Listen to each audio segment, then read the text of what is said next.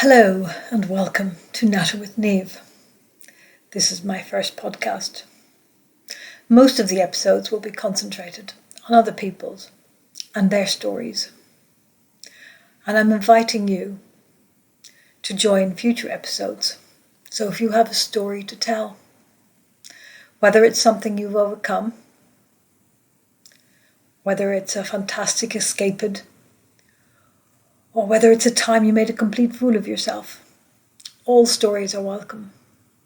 Because stories help us connect with each other.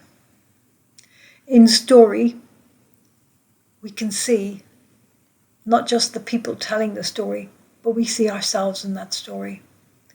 We connect to the emotion, the events in the story. Stories have the power to make us feel seen and heard and understood.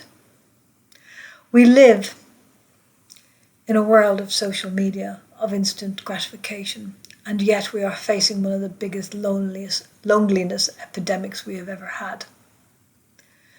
I speak to people frequently who tell me they are lonely. They don't speak to others during the day. They don't know when to pick up the phone or whether to text, or they worry that when they do text or pick up the phone that they're intruding on somebody else, or that when that text sends, when they don't get a response, it makes them feel unwelcome and unwanted. And none of us want that. Human connection is our most valuable currency in the world, because without each other, we can't get by. We need each other. We need to feel seen and loved and heard. We need connection. We need to be able to talk about what's going on in our lives, even if it's just sometimes getting it off our chest. They say a problem's halved is a problem solved. When we discuss things with others, we may not find the solution, but just airing something really helps. Touch is also intrinsically important to us. We thrive on touch. And for people who live alone, or for others, who are maybe raising a family on their own and there isn't another adult, you don't get that sense of touch either, that physical touch. If you're raising a family by yourself, so you're a single mother or a single father, it can be really, really hard if you feel like there's no one you can talk to, or there's no one to share those day-to-day decisions.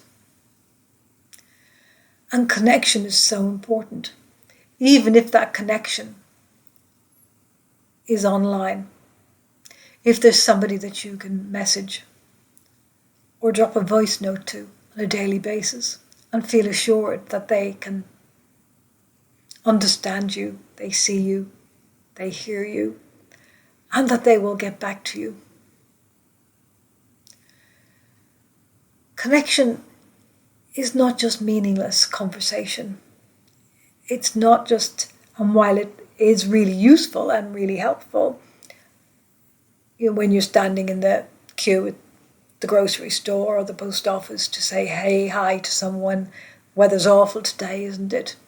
That's just the very basis, the basics of human connection. We need more than that. We need to be fully seen for who we are. We need to be able to feel safe to express ourselves, to share ourselves, to share our stories, to share the things that bring us joy and the things that frustrate us, to share the things that bring us pain, to talk about our grief, our angst, our anxieties. We need that connection in order for us to feel whole. We need to feel seen and heard. And so often these days, We don't. Everybody seems to be in a rush. Everybody seems to have a to-do list that's about 7 miles long.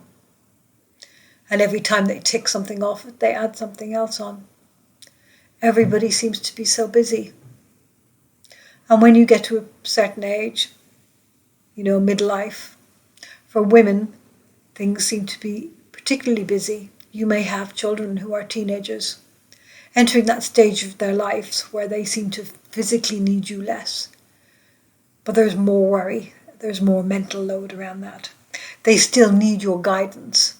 They still need you to be there for them.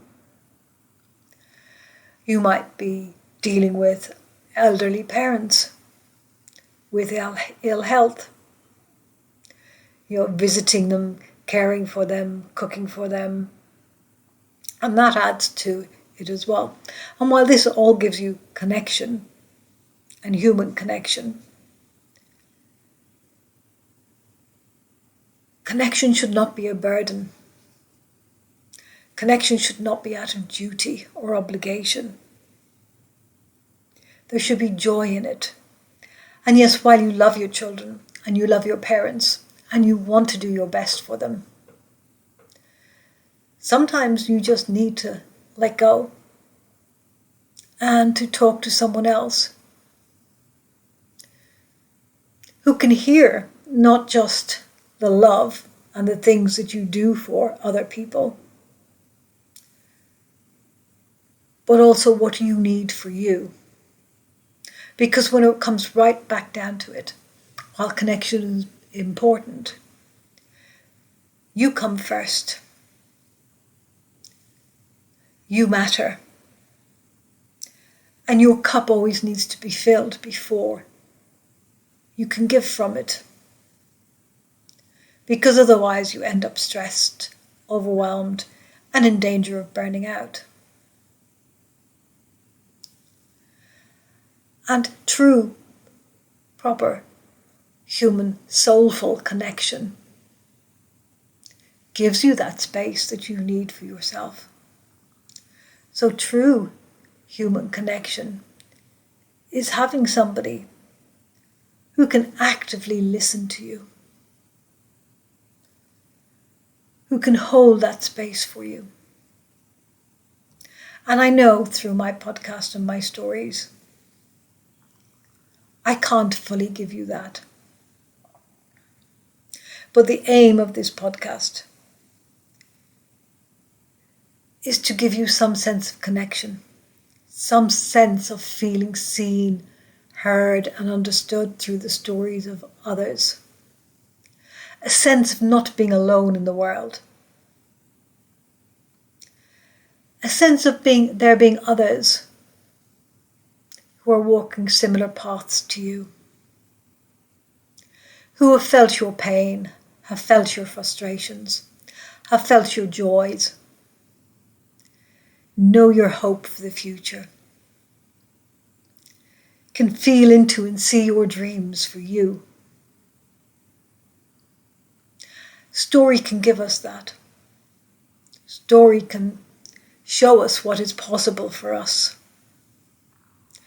And I hope that this podcast connects you with others, not just on an emotional level or a being seen level through the story you've heard, but that we can actually make true connections and true friendships with the people telling their stories and with the people listening. What I want to gain from this podcast. And I haven't quite worked out how I'm going to do that yet, whether that's going to be through a Facebook group or maybe a WhatsApp community. I want a space where we can come together, where those who have shared their stories can talk to others about those stories, where those who need to share their stories can either come on the podcast or you can share them in the group if you're not brave enough to come on the podcast, and there's no judgment or no criticism here about that. It's not for everyone. What I want is to create a group where we can connect with each other, where we can be seen, heard and fully understood, where we can share our hopes for the future, our dreams, where we have a space to share the angst and the frustrations in our lives, where we can talk about the grief. And we can talk about anything else that's going on in your life as well, for those of you who are also dealing with menopause, as well as children and parents. Life can seem so full at times. And it seems like sometimes we just don't have time for those connections. So one of the purposes of this podcast is to make time for those connections. Whether it's only listening to this podcast for the 15, 20, 30 minutes, however long it lasts each week, and the timings will be very much dependent on the guests and their stories. But if the only connection you get is from listening to somebody else's story, then you've achieved something. What I would really like for is deeper connections. So as I said, I haven't quite worked out the logistics yet, whether it will be a Facebook group or a WhatsApp group. I think we might take a poll on that and see what works best for people, so that we can connect with each other and we can share stories, and maybe some of us might even live close enough together that we can meet up and we can form those connections, and we can spread this out further into the world, so that everybody feels like they have somebody or a group they can connect with. Because we're not alone in this. And even though we look at social media and it seems like everybody else has the perfect life, and we might feel like we are the only one who has our own struggles, there are many, many more people going through the same thing out there with you as you. And by the way, I'm not going to go back and correct my little stumbles in this. I think it makes it feel more natural. I am not a polished person, as you will get to know. So I want the aim of this podcast is connection. It's human connection, using stories as the driver for those connections, to help us feel seen, heard, and understood, connecting through the emotions and the events in the stories, and maybe even connecting to one of the storytellers on a much deeper level, developing friendships, having a space where you can come and feel free to share whatever you need to share.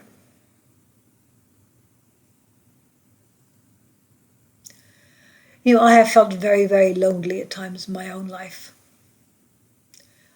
And sometimes I felt more lonely in a crowd than when I've been on my own, because I don't seem to fit in with whatever crowd it was. They don't share my interests. For instance, many of the schools I have worked in, I would be sat in the staff room and they would all be discussing whatever reality TV show was currently on at the moment. And I don't do reality TV shows. I really don't. I can't abide them, so I don't watch them. And so I would be sat in the staff room, and that's all they're discussing. And I feel kind of left out because I don't watch them. I'm not interested. Either that, or they'd be talking about their latest ventures with Slimming World, or Weight Watchers, and I'm sitting there in frustration because one, I don't do either, and I don't really want to do that. I have a different outlook on diet and lifestyle to a lot of people who just do the fad dieting. For me, it's a lifelong thing. It's not something that you go on a diet for 8 weeks and then you go back to eating the way you used to. It doesn't work like that. So that kind of frustrates me. So there are a few little things that you've picked up about me today already. I like deep, meaningful conversations. I like sitting around with somebody and fixing things that are wrong with the world. I also love learning other people's perspectives on problems or things that are going on in the world. Because while we tend to get our information from certain sources, those sources don't always give us the whole story, or they tend to only give us one side of the story. And we learn so much from being in conversation with others, or at least I do. I find that I learn so much from being in conversation with others, from listening to them, from hearing their point of view. And sometimes that changes how I feel or think about something, because when you see the other side of a story. And in this podcast, you will only be seeing the storyteller side of the story, obviously. But we can learn from those stories, as well as those stories helping us feel seen, heard, understood, and connected, and hopefully less lonely in our lives. We may learn something from those stories. We are, I hope, going to hear stories of resilience, of determination, of people overcoming great obstacles, and just everyday stories of just getting through life. Because life does not come without its problems, without its obstacles. We all have them. And we're all different. What may present as an obstacle for me may be really easy for you. But that's the joy in sharing these stories, is that we can see ourselves in others. We can see the things in others that they found difficult, that we found difficult too. And that gives us a connection. That gives us the sense of feeling understood. And therefore less lonely in life, because if we know or we can see that there's somebody else out there who has had a similar experience to us, or who found the same things difficult, or who enjoys doing the same things, we have a connection, and we can build on that connection. And so this is what I want, is I want to build a Natter with Niamh community, where we connect through those stories, through the stories shared, where we see something or hear something in those stories that deeply resonates with us, and we can go on to make deeper connections. And I think I'm waffling now, so I'm going to end this episode here. Welcome again to Natter with Niamh. I hope you continue to listen and enjoy all the future episodes. I am so looking forward to introducing my guests to you. There are some absolutely fascinating stories, and I only know the bones of some of these stories, and I cannot wait to hear the full stories. So I'm going to wish you goodbye and enjoy the rest of your day wherever you are, and I will see you again on the next episode.